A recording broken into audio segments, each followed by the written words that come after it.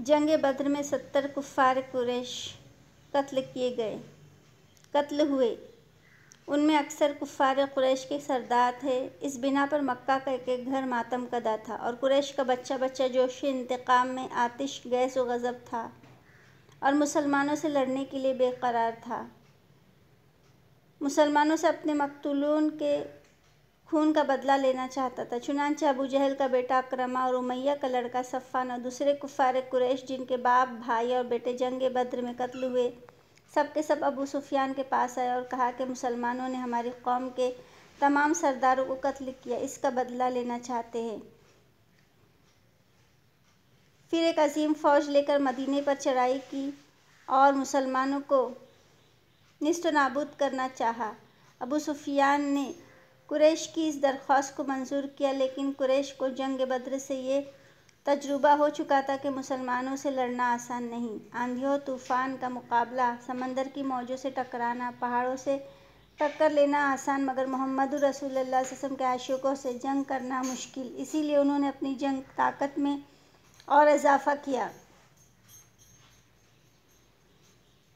मदीने पर चढ़ाई। अलगस बेपनाह जोश व खरोश और इंतहाई तैयारी के साथ लश्कर कुफ़ार मक्का से रवाना होकर हुज़ूर सल्लल्लाहु अलैहि वसल्लम के चचा हज़रत अब्बास रज़ियल्लाहु तआला अन्हु, जो खुफिया तौर पर मुसलमान हो चुके थे, मक्का में रहते थे। उन्होंने एक ख़त लिखा और हुज़ूर सल्लल्लाहु अलैहि वसल्लम को कुफ़ार कुरैश की लश्कर कशी की इत्तला दी। जब आप सल्लल्लाहु अलैहि वसल्लम को एक खौफनाक खबर मिली तो आपने 5 शव्वाल 3 हिजरी को हज़रत अली रज़ियल्लाहु तआला अन्हु के दोनों लड़कों हज़रत अनस और हज़रत मोनिस रज़ियल्लाहु तआला अन्हुमा को जासूस बनाकर कुफ़ार कुरैश के लश्कर की खबर के लिए रवाना किया।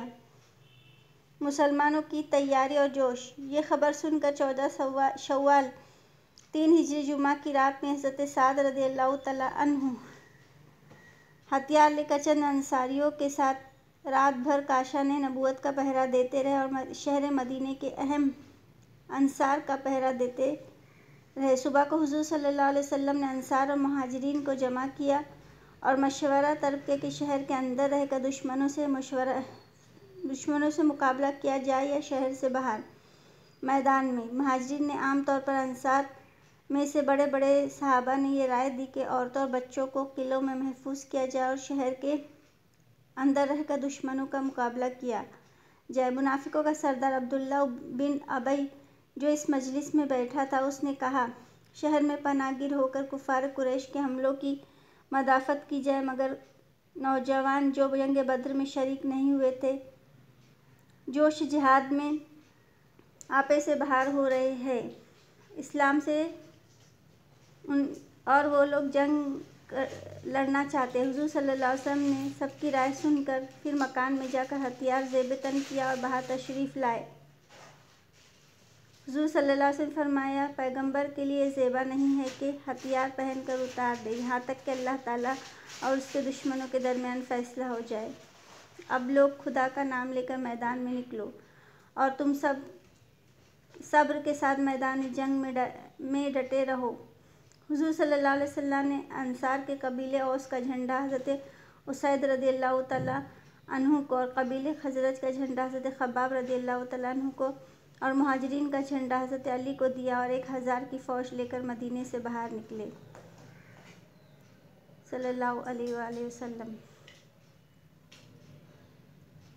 ताजदार दो आलम सल्लम 13 शव्वाल 3 हिजरी बुध के दिन मदीने के करीब पहुंचकर कोहे अहद पर अपना पड़ाव डाला। हुज़ूर सल्लम 14 शव्वाल 3 हिजरी बाद नमाज जुमा मदीने से रवाना हुए और रात को बनी नज्जार में रहे। 15